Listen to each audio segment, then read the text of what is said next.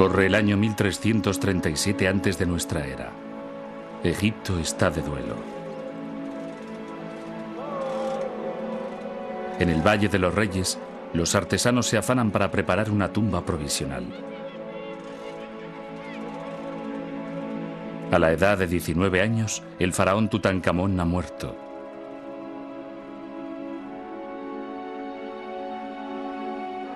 Su tumba es prestada. Con solo 4 pequeñas cámaras, es minúscula según los cánones reales, pero su contenido es digno de un rey. Un trono con el retrato del joven faraón y su esposa recubierto de oro. Además, su sarcófago, el más interior de los 3, es de oro macizo y pesa más de 100 kilos. La máscara que cubría la cara de la momia está considerada una de las más bellas obras de arte nunca labradas en este metal precioso.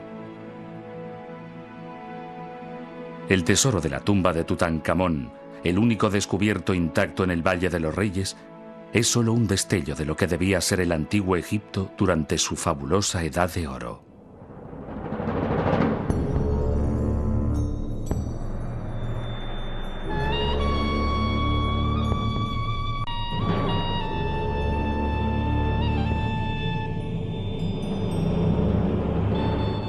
Egipto.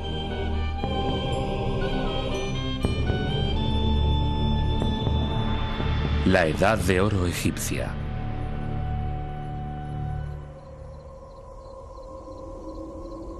Durante 400 años, los faraones de Egipto fueron enterrados en el Valle de los Reyes.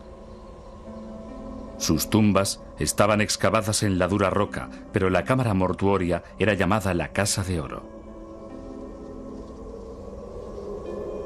A causa de su brillo cálido y de su indestructibilidad, el oro era considerado como la carne de Re, el dios del sol, y se le atribuían poderes sobrenaturales.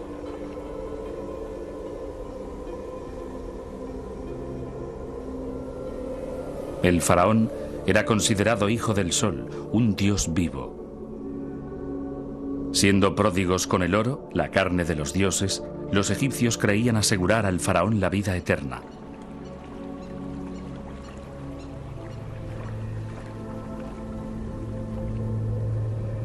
Pero no pudo ser así.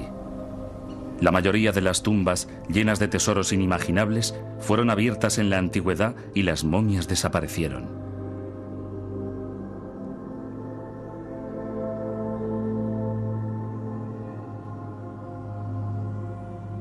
De cuerpo presente, en el Museo Egipcio del Cairo, están los restos de algunos de los más poderosos faraones de Egipto. Tutmosis I, Tutmosis II, Tutmosis IV, Setos I y Rameses II el Grande. Pero la pequeña tumba de Tutankamón, así como su nombre, estaba perdida y prácticamente olvidada.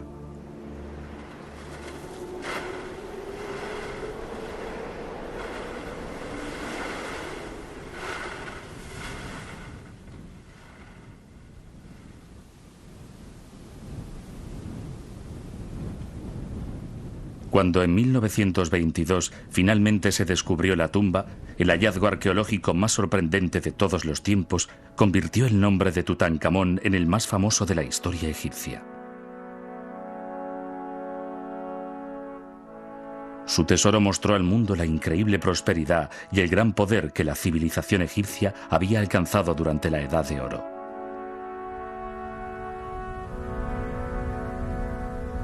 Envidiado por su riqueza, Egipto tuvo la suerte de poseer un abastecimiento prácticamente inagotable de oro. Extraído de los desiertos situados al este del Valle del Nilo y sobre todo de Nubia, hoy Sudán, el oro era casi tan común como el polvo. Labro estatuas de los dioses en oro y electrón, y las decoro con lapislázuli y toda suerte de piedras preciosas, proclama una de las inscripciones encontradas en la tumba de Tutankamón. Construyo nuevas naves para dominar las aguas y las recubro de oro para que iluminen el Nilo.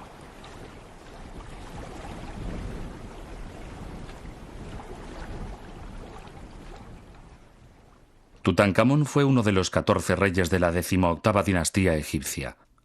En el año 1552 antes de nuestra era, Amosis I fundó el Imperio Nuevo, que se convertiría en el mayor imperio nunca visto en el mundo hasta entonces. En su momento culminante, el área de influencia de Egipto llegó por el norte hasta Siria y por el sur hasta el centro de Sudán. Pero antes del reinado de Amosis no podía hablarse de imperio. Durante 100 años, Egipto había estado bajo el poder de unos extranjeros.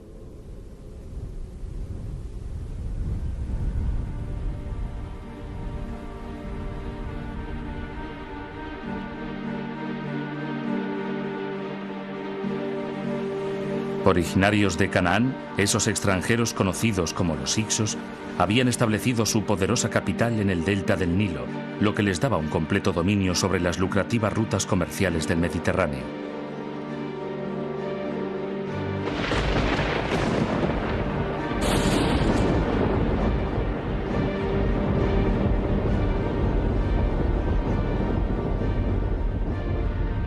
Los Hicsos tenían una gran ventaja sobre los egipcios: una tecnología militar más avanzada. Concibieron un hacha de combate con más poder de corte. Sus arcos, construidos con madera, tendón y cuerno, lanzaban sus flechas a mayor distancia. Pero su mejor arma era algo totalmente nuevo: la movilidad. Con carros tirados por caballos, los Hicsos podían moverse a mayor velocidad que los egipcios, enarbolando sus armas con fuerza mortal. Todo Egipto se sometió a los forasteros, pero la oposición nunca faltó.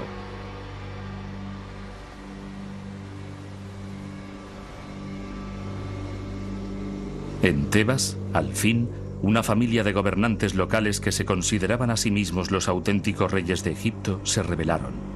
Uno de ellos, el rey Seqenenre-Ta, pagó su osadía con la vida.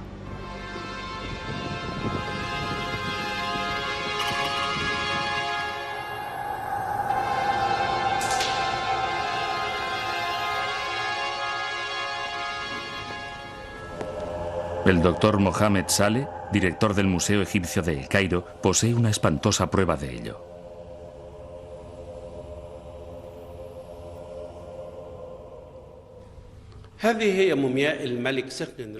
Esta es la momia de Seqenenre-Ta, que murió en el campo de batalla luchando contra los Hicsos.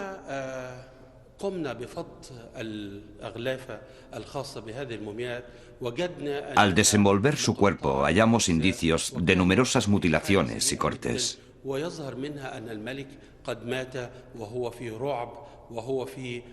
Es evidente que su muerte se produjo tras una agonía larga y dolorosa.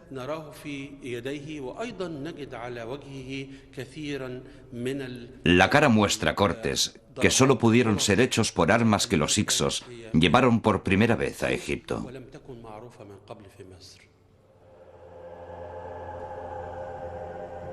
Una de las armas que le hirieron fue el hacha de combate típica de los Hicsos, de larga hoja estrecha, ideal para cortar los huesos.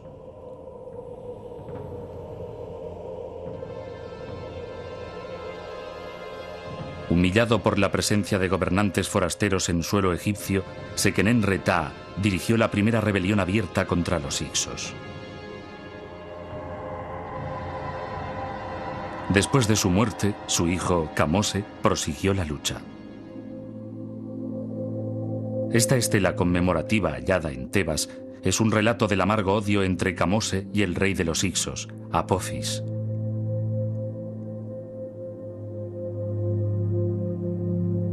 Mientras el gran Amón lo tolere, no te dejaré en paz, promete el egipcio a su enemigo. No permitiré que pises los campos sin estar encima de ti. Oh, tú, de corazón malvado, asiático vil, beberé el vino de tu viña, devastaré tu morada, cortaré tus árboles.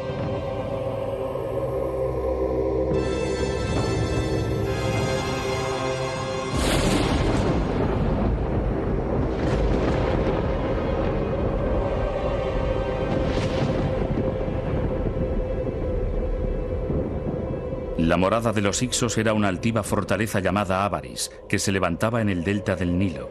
Desde allí dominaron Egipto durante 100 años. Después, al igual que la tumba de Tutankamón, Avaris se desvaneció sin dejar rastro.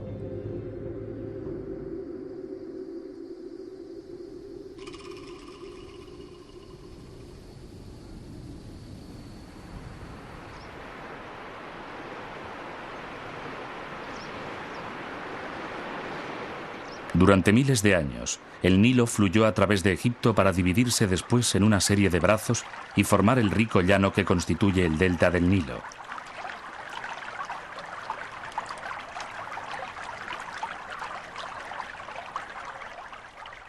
Aquí, los hicsos construyeron su capital. Pero su localización exacta ha sido uno de los grandes misterios de la arqueología moderna. Cubierta por limo milenario, Avaris se consideró una ciudad desaparecida hasta que en 1975 un equipo de arqueólogos austríacos dirigidos por Manfred Wittak de la Universidad de Viena empezó a investigar un emplazamiento conocido como Tel el Daba. Tel significa montículo y normalmente coincide con el emplazamiento de un antiguo asentamiento. La cerámica recuperada en centenares de hoyos abiertos en el Tel permitió a Wittak situar en Tel el Daba el emplazamiento de la antigua Avaris. Para el ojo del experto es evidente que Avaris no era egipcia. Sus viviendas y sus templos recuerdan los encontrados en la antigua Canaán y en Siria.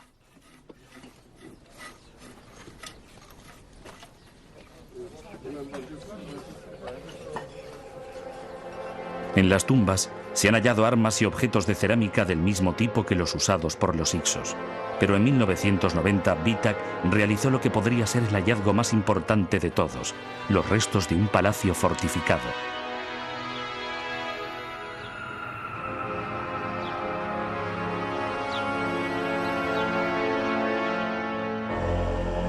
Rodeado por un gigantesco muro, que era su principal característica, estaba estratégicamente situado en un brazo del Nilo ahora desaparecido.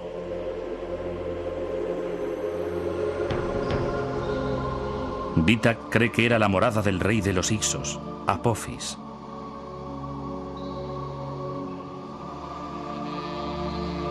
Kamose había amenazado con atacar Avaris y expulsar de allí a los hicsos. Cuando estaba preparado para cumplir su amenaza, Apophis ideó un inteligente plan.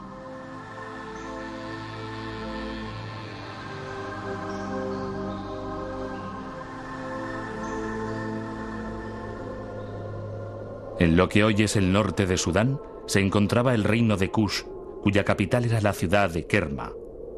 Alrededor del año 1555 antes de nuestra era, un mensajero con una misión secreta salió de Avaris y se dirigió hacia el sur a través del desierto con destino a Kerma, pero el mensajero vería interrumpido su viaje.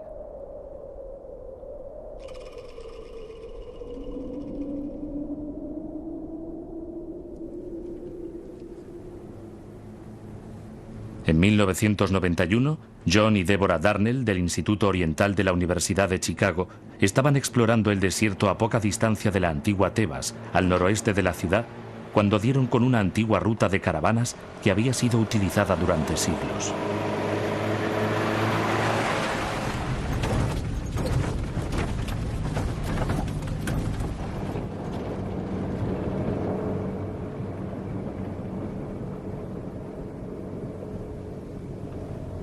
La ruta los llevó a una colina llamada Jebel Yauti. Lo que convierte en importante este promontorio del desierto son las inscripciones que hay en él.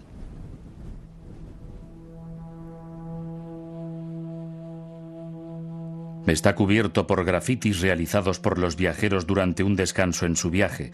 Algunos son plegarias a los dioses, otros conmemoran acontecimientos especiales, pero muchos de ellos son solo nombres y títulos, el equivalente en el Egipto de hace 4000 años al «yo estuve aquí». Algunos de estos grafitis son verdaderas obras de arte.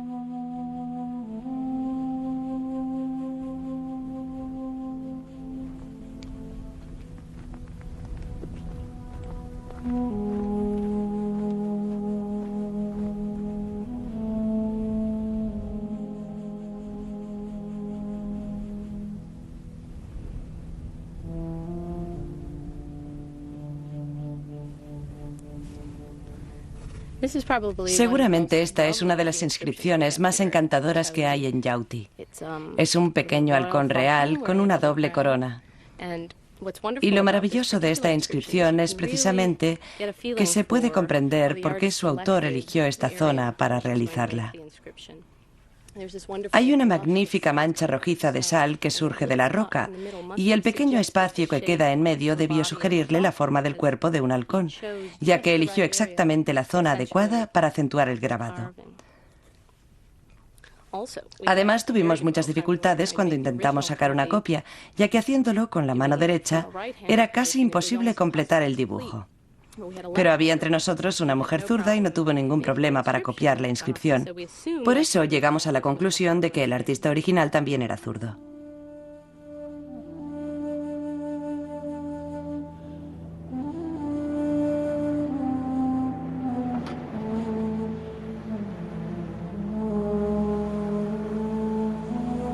Los Darnell descubrieron una red de rutas que atravesaban el desierto de norte a sur en el meandro que forma el Nilo en Kenia y que estaban enlazadas con otras rutas que se dirigían hacia los grandes oasis occidentales y hacia Nubia en el sur.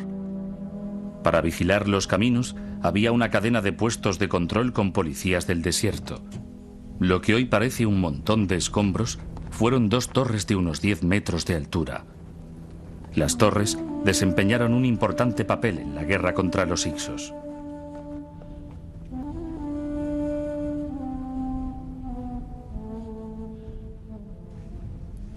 Estas vigilan los itinerarios de las caravanas que van a Jebel Yauti.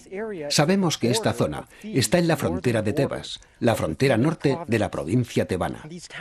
Parece que estas torres se utilizaban en tiempos de Kamose para vigilar los itinerarios de las caravanas y como bases para los policías itinerantes que controlaban la estrecha puerta del desierto, tal como la llamaban los egipcios, la puerta trasera de Tebas. Para los hicsos, la puerta trasera de Tebas fue el camino hacia el desastre. Apophis esperaba derrotar a Kamose aliándose con el rey de Kush y abriendo un segundo frente en la frontera sur de Egipto. Pero el plan se desbarató cuando su mensajero fue capturado en el desierto, camino de Kerma. Kamose murió antes de la total expulsión de los hicsos. La tarea recayó en su hermano, Amosis, el fundador de la 18ª dinastía. Amosis, el faraón que inauguró la Edad de Oro egipcia, estaba empeñado en la liberación de su país.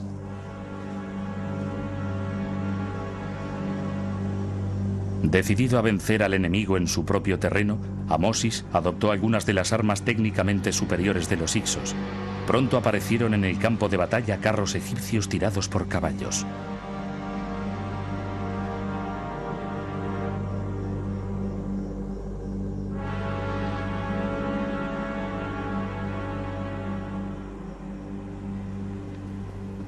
Pero los detalles de quién fue realmente el vencedor de los hicsos podrían haberse perdido en el olvido de no ser por un notable conjunto de inscripciones halladas cerca de una aldea llamada El Kap, en el Alto Egipto.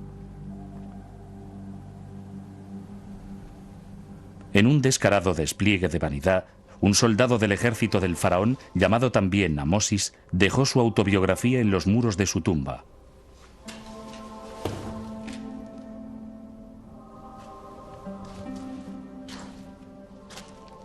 Vivian Davis, conservador de las antigüedades egipcias del Museo Británico, describe a un hombre que no solo fue ascendiendo de graduación hasta alcanzar una posición privilegiada, sino que recibió muchas condecoraciones por su valor. El principal homenaje a que podía aspirar un soldado del antiguo Egipto era recibir la condecoración de oro al valor de manos del rey. Este hombre recibió el oro al valor 7 veces. Debió de ser un héroe militar de su tiempo. Precisamente aquí aparece llevando orgullosamente el oro al valor, estos brazaletes de oro macizo.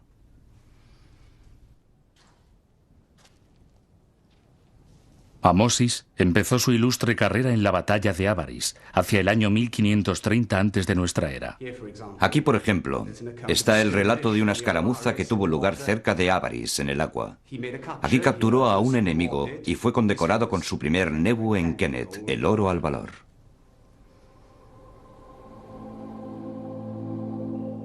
Cuando un soldado mataba a un enemigo, se le concedía un brazalete. Realicé un asalto y me llevé una mano, declara Amosis. Cortar una mano era la manera egipcia de contar las bajas. Los cautivos vivos eran considerados botín de guerra. Traje de Ávaris un hombre y 3 mujeres. Su majestad me los dio como esclavos. Pero la tumba narraba algo más que los triunfos personales del soldado. Lo más importante es que la tumba contiene la información Her Hak Hutuaret. Ávaris fue tomado. Esto significa que el faraón Amosis derrotó a los Hyksos.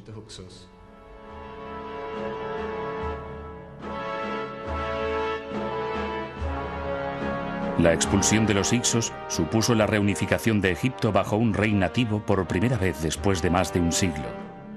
Pero al faraón no le bastaba con eso. Temeroso de sufrir represalias, llevó a cabo 2 jugadas decisivas.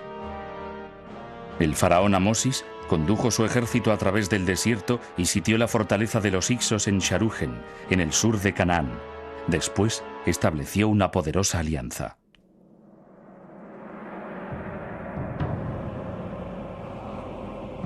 Un joven saltando encima de un toro y un laberinto son 2 de los símbolos más famosos de la mitología antigua. Proceden del palacio de Nosos, en Creta, la legendaria morada del rey Minos y del Minotauro, el animal mitológico. Los cretenses, un poderoso reino marítimo, dominaban el Egeo. Creta era un gran centro comercial del cual partían flotas de naves cargadas con vino y aceite de oliva con destino a todos los puertos del Mediterráneo.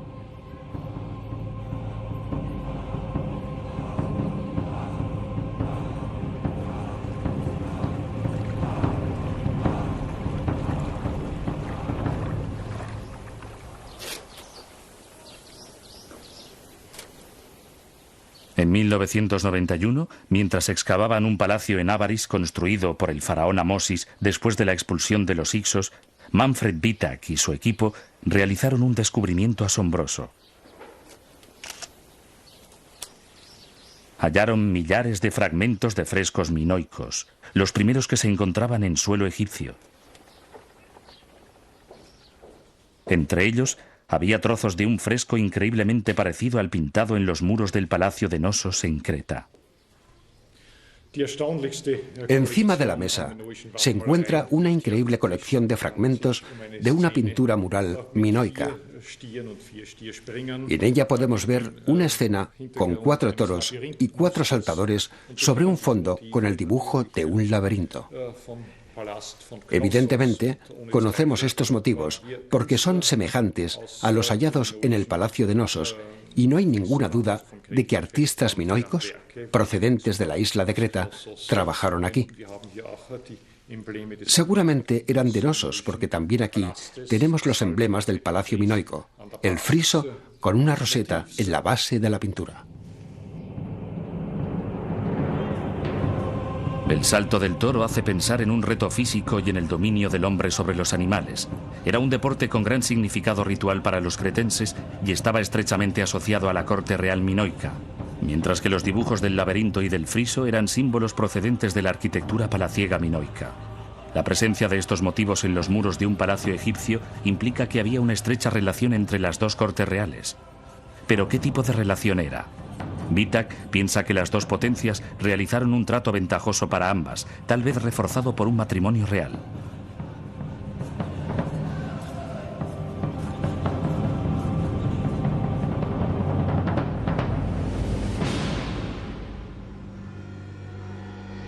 Aún después de la victoria en Ávaris, el rey Amosis temía el retorno de los Hyksos. Pero el ataque solo podía llegar por mar. Los cretenses eran la principal potencia marítima de la época. Estableciendo una alianza con ellos, Egipto estaría a salvo. A cambio, los gobernantes minoicos fueron generosamente recompensados. Sus naves regresaron a casa cargadas con el legado de la Edad de Oro.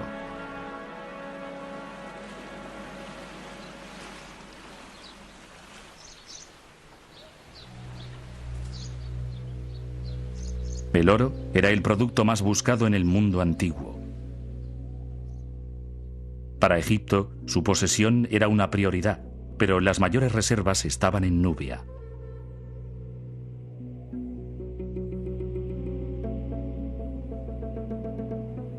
Con sus fronteras septentrionales aseguradas, el faraón Amosis se volvió hacia el sur para vengarse de los antiguos aliados de los Hicsos, el reino de Kush. Kush era un rico y poderoso imperio que, desde la frontera sur de Egipto, se adentraba centenares de kilómetros en el interior del actual Sudán. Su capital, Kerma, era la mayor y más antigua ciudad de África fuera de Egipto. Hoy Kerma está en ruinas, pero una gran parte de su enorme templo se conserva aún intacta. Con una superficie de 1.200 metros cuadrados, recibe el nombre local de Defufa. Aunque despojada de su revestimiento exterior y desgastada por el paso del tiempo, la Defufa todavía domina el paisaje circundante.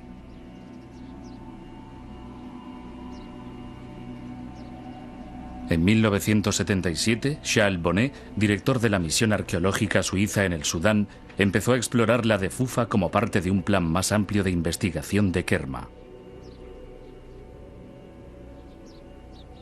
En un flanco, una única puerta da acceso a una escalera que conduce a una pequeña cámara, el santuario interior del templo.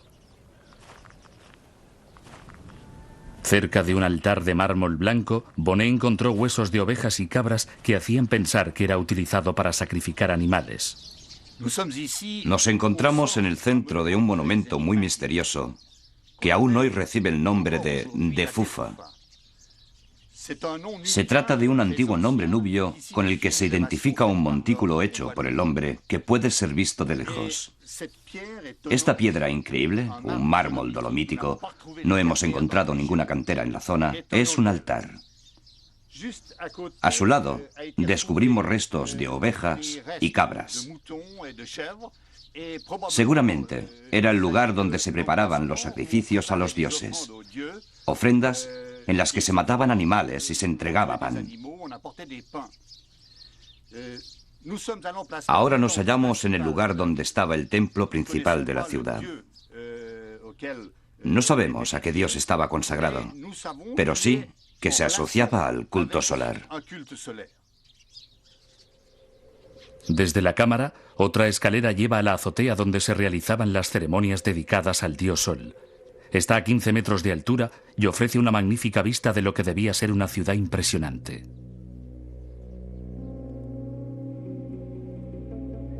En su momento de mayor esplendor, en el año 1550 antes de nuestra era, Kerma debía tener un aspecto asombroso. Un muro fortificado de 10 metros de altura rodeaba las casas y los jardines de la nobleza, el palacio y sala de audiencias del rey y también el complejo religioso. Cubierta de yeso, con columnas de más de 20 metros, la Defufa era espléndida, incluso según los criterios egipcios.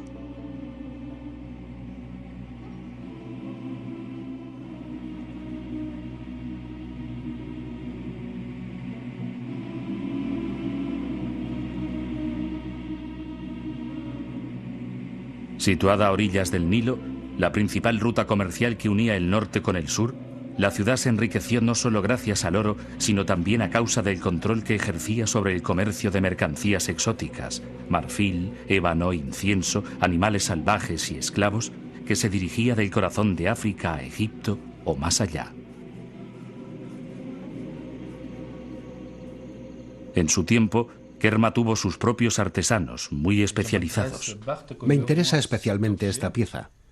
Usted me dijo que representaba la puerta de la Defufa. Sí, es extraordinaria por lo rara que es.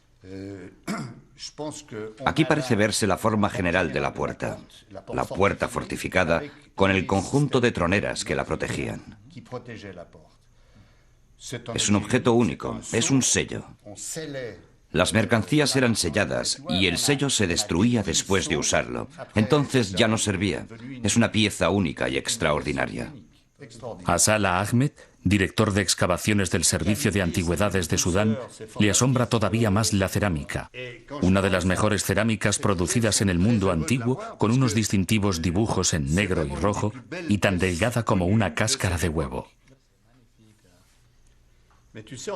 Pero como sabe, también hemos encontrado oro. Estamos en la región del oro. Es uno de los pocos objetos de oro hallados en Kerma, ¿verdad? Sí, es realmente magnífico. Todas las tumbas fueron saqueadas en busca de oro como este. Por eso no creo que encontremos demasiado. Uno de los grandes misterios de Kerma es cómo un reino que tenía miles de habitantes podía subsistir en medio de lo que parece un árido desierto.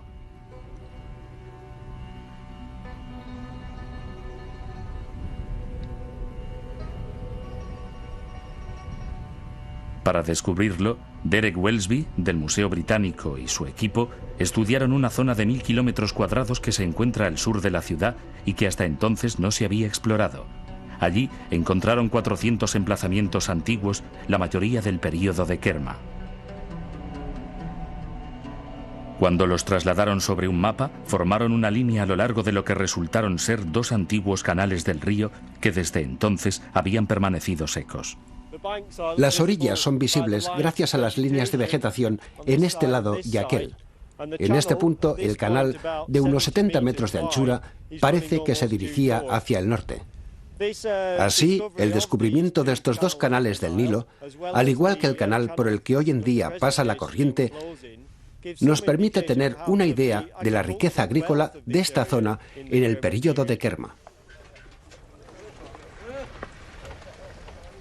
Con otros 2 canales cruzando el valle del Nilo, habrían dispuesto de miles de acres adicionales de suelo fértil para que los agricultores de Kerma los cultivaran. Seguramente todo ello estaba unido, formando una red de abastecimiento de productos a la capital, Kerma, que está a unos 55 kilómetros al norte. En muchos de estos asentamientos tenemos gran número de edificios que podían estar destinados a acoger estos productos y almacenarlos antes de enviarlos al centro administrativo de Kerma. Derek Welsby realizó otro descubrimiento muy importante. La naturaleza jugó una mala pasada a la ciudad de Kerma y al reino de Kush.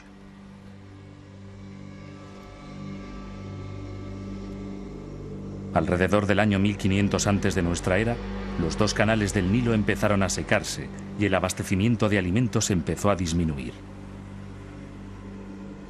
Y en aquel momento de crisis llegó del norte una amenaza aún más siniestra.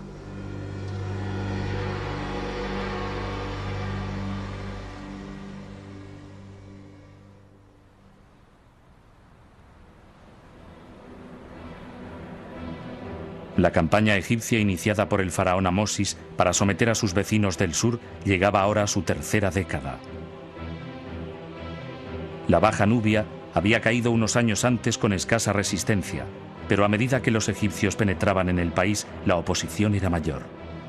El soldado Amosis, que luchó con tanta valentía en Avaris, había sido ascendido de rango. Con el título oficial de guerrero del gobernante, formaba entonces parte del ejército del faraón Tutmosis I.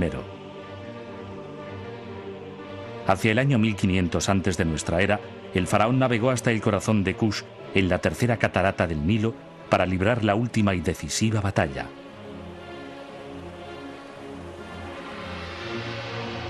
Unos kilómetros al norte de Kerma, Tutmosis se enfrentó al enemigo capitaneado por el jefe de los nubios.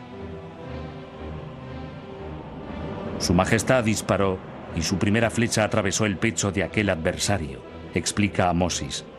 Entonces los contrincantes se volvieron para huir. Hubo una gran matanza entre ellos y sus súbditos fueron tomados como esclavos. Con la flecha aún en el pecho, el jefe nubio fue colgado cabeza abajo en la proa de la nave de Tutmosis a modo de macabra advertencia. Entonces el faraón saqueó e incendió la capital kushita.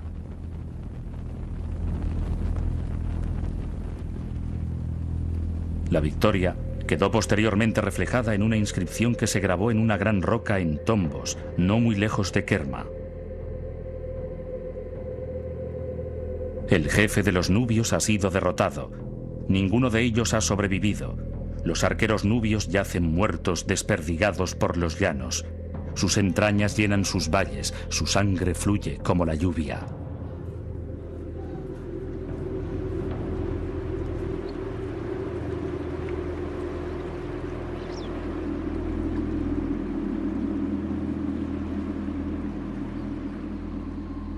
Con la conquista del país de los cushitas, Egipto impuso su dominio sobre las minas de oro más ricas del mundo antiguo. Enormes cantidades de metal precioso ingresaron en el tesoro de los faraones junto con mercancías exóticas procedentes del centro de África. Diversas pinturas funerarias muestran a los nubios llevando oro como tributo a Egipto. El oro era cuidadosamente pesado en balanzas y registrado por los escribas. Algunas inscripciones de los tiempos de Tutmosis III, el nieto del conquistador de Kush, cuentan que durante 3 años distintos de su reinado se importaron más de 9.000 deben de oro de las minas de Nubia, el equivalente a casi 1 tonelada, que hoy tendría un valor de varios millones de dólares.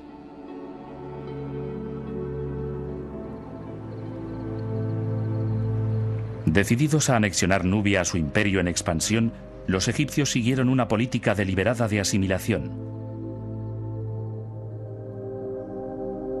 Llevados a Egipto como rehenes, los hijos de los gobernantes nubios eran instalados en el palacio y educados junto a los hijos del faraón. Allí aprendían la lengua egipcia, vestían ropa egipcia e incluso adoptaban nombres egipcios.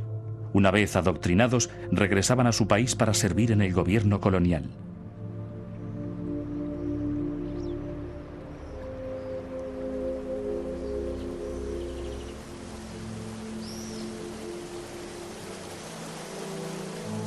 El oficial más poderoso de Nubia era el virrey de Kush. Su misión consistía en ocuparse del flujo constante de los valiosos recursos de Nubia hacia Egipto, lo que se reflejaba en uno de sus títulos: el supervisor de las tierras del oro.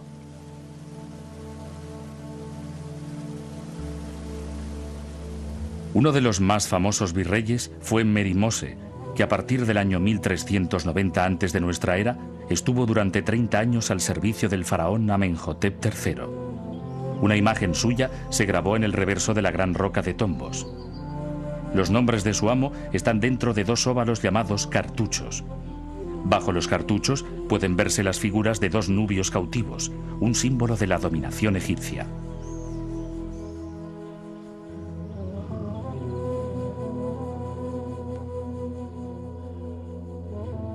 Merimose fue recompensado por sus servicios con una tumba en Tebas, que incluía 3 bellos sarcófagos de piedra labrada. Era una sepultura notable para un plebeyo, un indicio de la estima en que lo tenía el rey.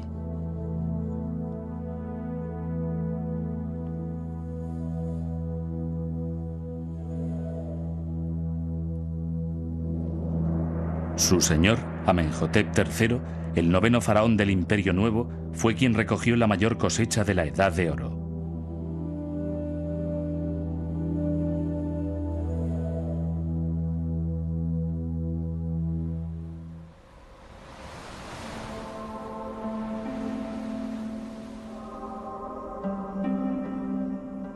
Conocido como el Sol resplandeciente de Egipto, cuando murió en el año 1347, Amenhotep era probablemente el hombre más rico de la tierra.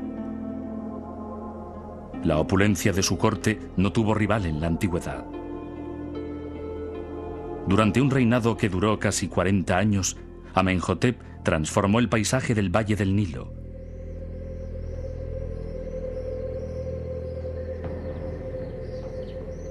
Construyó un nuevo y espléndido templo en Luxor, realizó importantes adiciones al templo de Amón-Re en Karnak y levantó centenares de estatuas, entre ellas los colosos de Memnón en Tebas.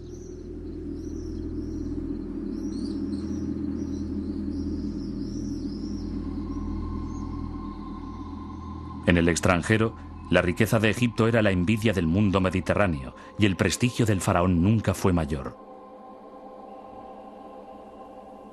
Algunos reyes le escribían pidiéndole oro. Gran rey, rey de Egipto, mi hermano, en tu país el oro es como el polvo, basta simplemente con recogerlo. ¿Por qué eres tan parco? He empezado a construir un nuevo palacio, envíame el oro que necesito.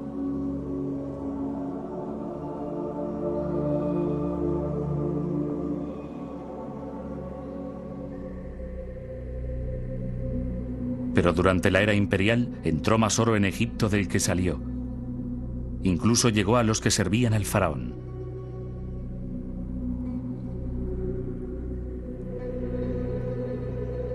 Una de las mayores aspiraciones de la élite egipcia era poseer una buena tumba, una casa para la eternidad, pintada con escenas llenas de color.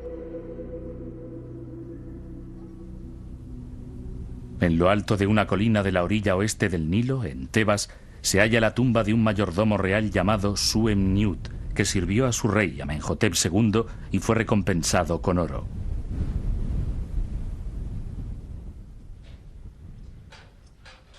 La egiptóloga Betsy Bryan de la Universidad Johns Hopkins de Baltimore, Maryland, ha llegado a la conclusión de que Suem-Niut era lo bastante rico como para emplear a un gran grupo de pintores y aprendices para decorar su tumba.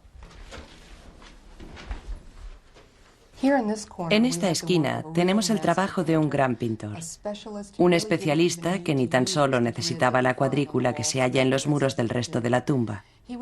Podía dibujar directamente estas estatuas reales sin ningún tipo de cuadrícula previa, con un pincel muy pequeño. Era capaz de plantearse el cuerpo del rey y trazarlo varias veces, como puede verse a simple vista, hasta obtener el perfil deseado. Después lo llenaba con capas de color para completar la estatua. Seguramente este estaba acabado en negro, para indicar la resurrección del rey, una figura negra.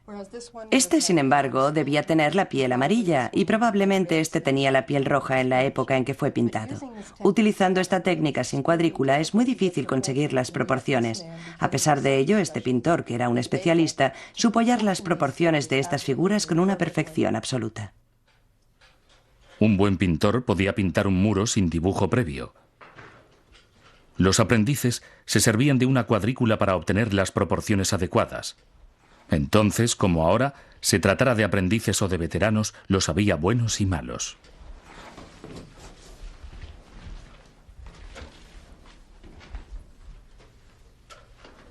En el fondo de la tumba tenemos la zona que encargaban a los artistas menos capacitados, seguramente a los que todavía eran aprendices principiantes y tal vez a algunos que ya llegaban al fin de su carrera.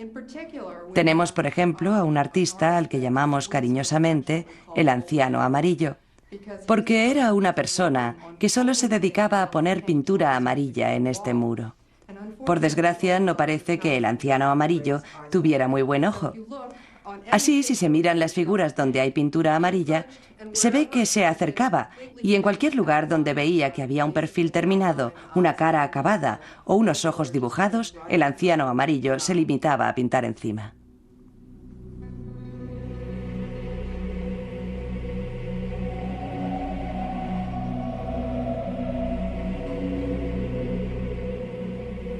Aunque los aprendices practicaban su oficio en las tumbas de las personas acomodadas, en las tumbas de los faraones solo eran admitidos los maestros. La sepultura mejor y más grande del Valle de los Reyes pertenece a Setos I. Es una de las pocas tumbas terminadas y se compone de varias cámaras unidas por una serie de pasillos descendentes que conducen a la cámara funeraria, a unos 100 metros de la entrada.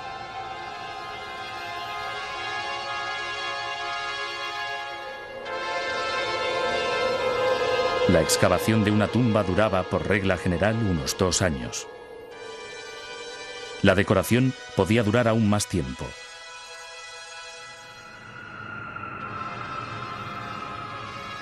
A causa de la gran cantidad de trabajo especializado que era necesario, había un cuerpo de artesanos de élite permanentemente dedicados a construir las tumbas reales.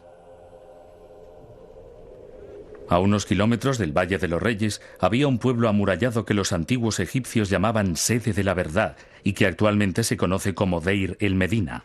El pueblo cobijaba albañiles, escultores, dibujantes y carpinteros, oficios que se transmitían de padres a hijos.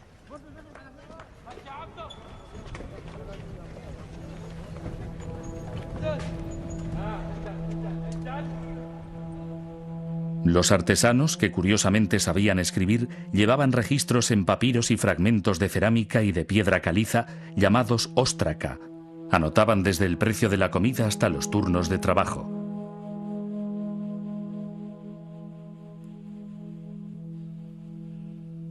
Los registros muestran que formaban una comunidad acomodada, lo que también se desprende del tamaño y la calidad de algunas de sus tumbas. Pero a pesar de la prosperidad que reinaba en el país, en el horizonte se levantaban nubes de tormenta.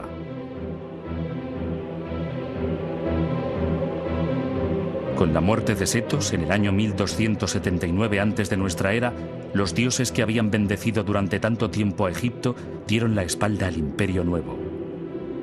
En el norte, los hititas amenazaban el país. En el año 1274 antes de nuestra era, el sucesor de Setos, Rameses II, se enfrentó al enemigo en la batalla de Kadesh, en Siria. Aunque en los templos egipcios se celebró como una gran victoria para el nuevo rey, la lucha terminó en realidad como máximo en tablas, lo que dio lugar al primer tratado internacional de paz de la historia.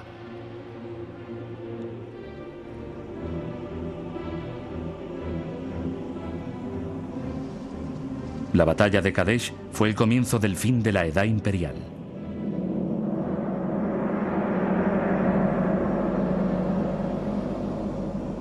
Desgraciadamente, el suministro de oro de Nubia también empezó a disminuir de manera inquietante. El cambio climático había convertido los desiertos en más áridos y difíciles de cruzar. El último gran faraón del Imperio Nuevo, Rameses III, solo pudo ofrecer una donación anual de 9 deben de media al templo de Karnak, una exigua suma comparada con las enormes cantidades que entregaban sus predecesores.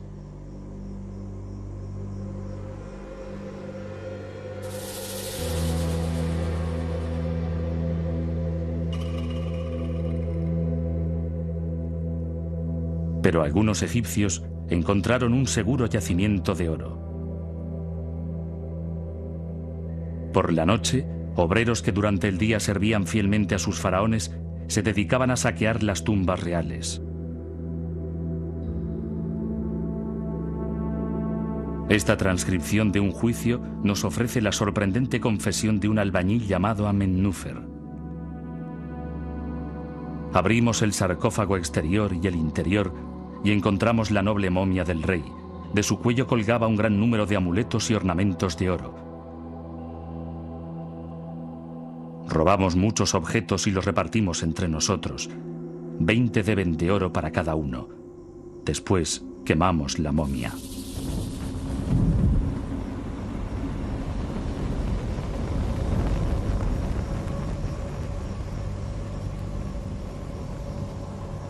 Temiendo por la suerte que correría después de muerto, el último rey de la Edad de Oro, Rameses XI, dejó Tebas en el año 1070 antes de nuestra era sin completar su tumba. Ningún faraón volvería a ser enterrado en el Valle de los Reyes.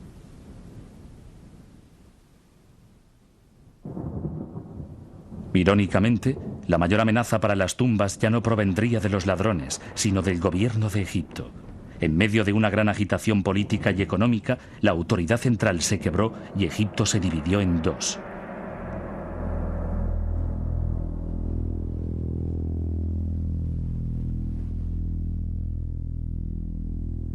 Debido al poco suministro de oro, las tumbas reales eran una tentación irresistible. Con el pretexto de proteger el patrimonio egipcio de la actuación de los ladrones, las momias reales fueron sistemáticamente sacadas de sus tumbas, despojadas de su oro y después vueltas a enterrar en dos escondrijos secretos.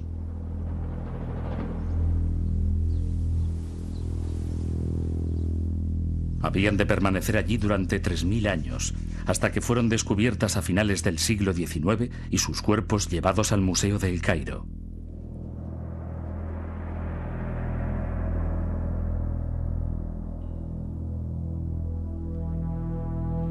Solo escapó un faraón. Hoy, la olvidada tumba de Tutankamón nos ofrece una seductora imagen de las fabulosas riquezas de Egipto durante su luminosa Edad de Oro.